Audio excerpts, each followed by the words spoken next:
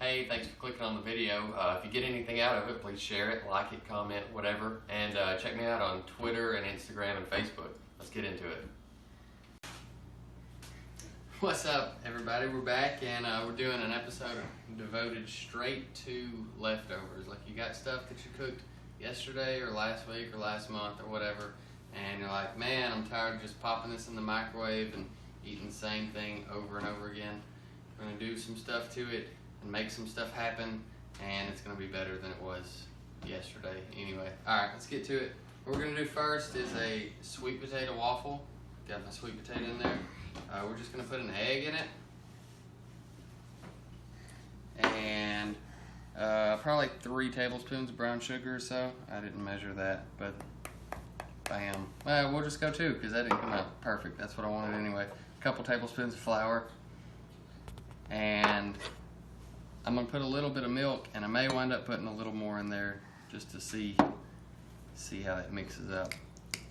Don't just have sweet potatoes. This would also work with like sweet potato pie or sweet potato casserole, and if it's got the praline on it, like sweet potato casserole or pie, whichever one that is that has praline on it. Don't put brown sugar in it because there's brown sugar in that stuff. But what we're going for here, believe it or not, is a hey waffle iron, is a waffle batter consistency. So we're just going to mix till we get that, and if it's too thick we'll add some milk, and if it's too thin we'll add some flour. Alright, so I went ahead and oiled this up. If you don't have a waffle iron, you could just make like pancakes in a skillet. That would work fine too. But I had to add a little extra flour, but I think I've got the consistency about right. We're going to see what happens. Alright, so just got those off the iron, and put a little powdered sugar on that one, a little maple syrup on that.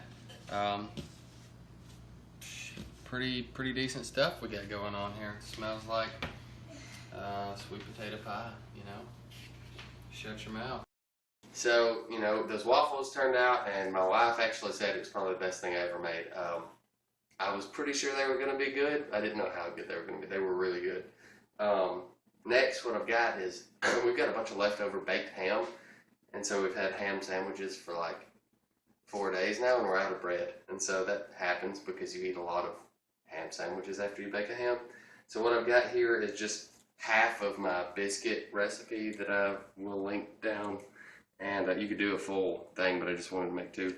And I patted it out super flat like I did with the pizza pocket things. I've just cubed up this ham. I'm going to put that in there and a little cheese. And like I said, for leftovers, especially after you've ran out of bread, this is just a quick, easy thing to throw together. And it'll give it a little different look. And again, when you don't have bread, that's the thing to do. I'm actually just going to put this on half of them since I'll fold them. And then slap some cheese on top of that. And if you'll notice, I put some plastic wrap down, and that'll help with the fold, I hope. Yeah. And we'll get those kind of sealed up a little bit, see if that releases. No problem. And this is really thin. It's not like I'm rolling up biscuit though. I did it probably half as thick or a little thinner. And then over here I've just got melted butter and a little garlic powder and some Italian seasoning. And I'm going to brush the tops of that.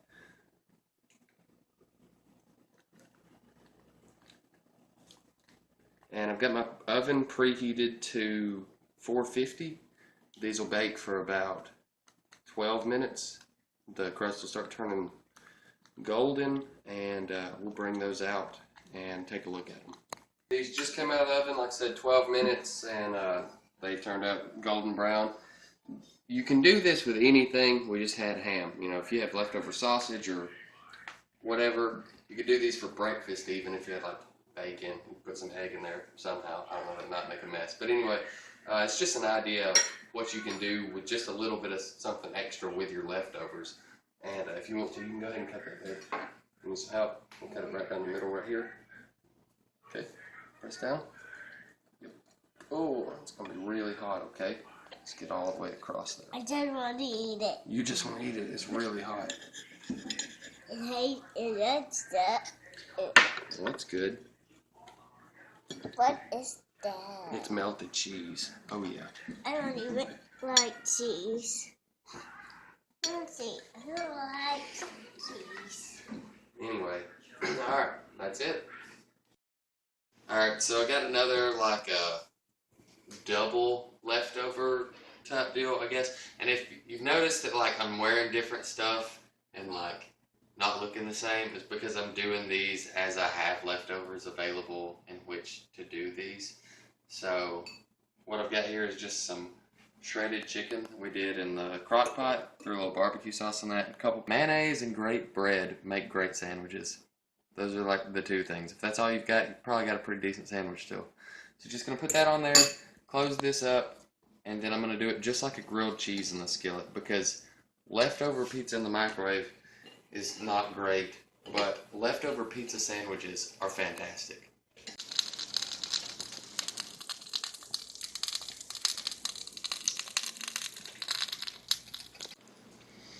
Alright, so this just come off the skillet, just cut it, and I did it just like a grilled cheese, put a little mayonnaise on the outside, and then let her go for a little bit. It's a little thick, so I had to let it go a little longer than a regular grilled cheese.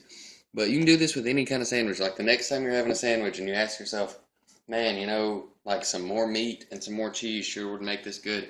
Just make it with leftover pizza if you've got it. And that's all there is to that. Alright, we're going to bring back some more sweet potatoes for leftover dish here. And what I'm doing is just some sweet potato flatbread. Hey, baby. And it's just going to be equal parts sweet potatoes that we cooked yesterday. I just took the peeling off. And flour. Yep, sure. And we'll just mix that into a dough. Make a little mess right there. Mix that into a dough and roll it out, and then we'll pan fry it. We'll come back and look at it. Got this kneaded out, and if it gets too sticky, just throw some more flour in there. We get this about the same as what we did the tortillas in that video, and just roll that out in just a second. And we're just going to get this really thin. And then I've got a skillet and have it on about medium heat, just butter in the bottom of it, and I'll fry these up. Alright, just got these fried up, and got, I don't know, 5 or 6 of them, and then some little seashells for my daughter because she wanted to cut them out. Well, we're actually having sloppy joes with these tonight, you know, just sloppy joe meat and cheese in these. But I mean, they're kind of like pitas, somewhere between a tortilla and a pancake or so. A little bits or a pancake, I guess, and fluffy, sandwichy type of stuff. Well, pretty good. Again, you know, what are you going to do with leftover sweet potatoes? Whatever you want. Well, that's it. Thanks for watching. I really wanted to put a few more recipes on there, but I knew it was going to get kind of long, and there was just too much good stuff on there to keep y'all from watching it. So, like I said, there's just a couple things you can do with leftovers. You know, there's plenty of things out there. Just get creative and throw a little stuff at it and see what happens.